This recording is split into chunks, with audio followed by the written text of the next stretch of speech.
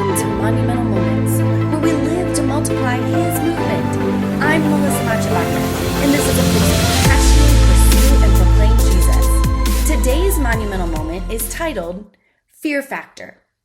Years ago, when our children were younger, we planned their dream vacation.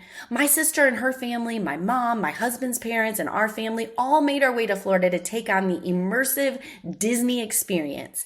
We made so many fun family memories together on that trip. One memory still makes it to the top of my list. Along with Disney's Magic Kingdom, the kids wanted to make sure we went to Universal Studios.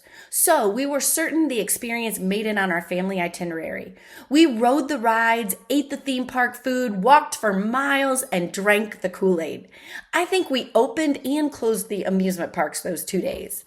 It felt like we were running from one attraction to the next to try to check the box off of every experience possible, all while grabbing photos every chance we could get. The children didn't want to miss anything. While at Universal Studios, we were on our way to the next ride as we were suddenly approached outside of an exhibit. A young lady in the classic Universal Studios attire walked straight up and asked my husband if he would participate in the upcoming show. He hesitantly asked, "What is this for?" We all lifted our heads and looked around to find a sign. In large black and yellow font, the sign read, Fear Factor Live. Do you remember the TV show Fear Factor? On the show, participants had to conquer fears and overcome disgusting challenges to make it through extremely physical stunts and overcome psychological challenges. The show had competitions where contestants faced eating bugs and drinking disgusting blended shakes with sheep eyes or dead animals. They had to conquer crazy stunts and endure extreme heights and walk balance beams hundreds of feet in the air. At times, they had to swim with snakes, get in containers filled with rats or scorpions, and even be submerged in ice water to hold their breath for extended periods of time. My kids loved watching that show growing up. Of all the people within the theme park that could have been chosen for this live show at Universal Studios, they wanted my husband. We all laughed knowing that this would really be a show that we needed to watch. We coached him to do it, knowing that this could be the greatest entertainment of the day. He filled out the form, signed the waiver, and went backstage as we took our seats and waited for the show to begin. The audience grew and nearly filled the grandstands as the show got underway. Our family cheered him on from within the crowd. He took fear head on and won challenge after challenge over his competitors. It was growing increasingly uncomfortable watching every single Fear Factor challenge, but he was growing increasingly confident. Then came the final challenge, to jump from his platform high in the air onto a vehicle dangling from the trusses and to crawl his way around the vehicle to gain access to the winning item that he needed, all during the fastest time. He was about to face his biggest fear, a fear of heights and falling. Of course, there were safety measures in place and harnesses on, but that didn't matter to him. The fear was real. Miley Cyrus sings, "It's all about the climb." Scott, I'm sure, was saying, "It's all about the fall."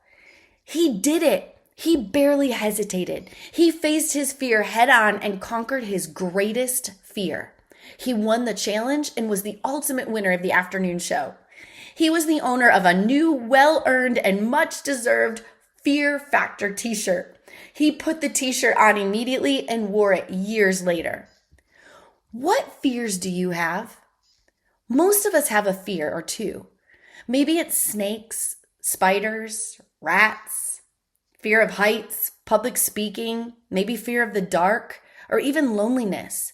There are many fears that bring valid concerns for so many of us. It's also common to be afraid of what God's asking us to do at times.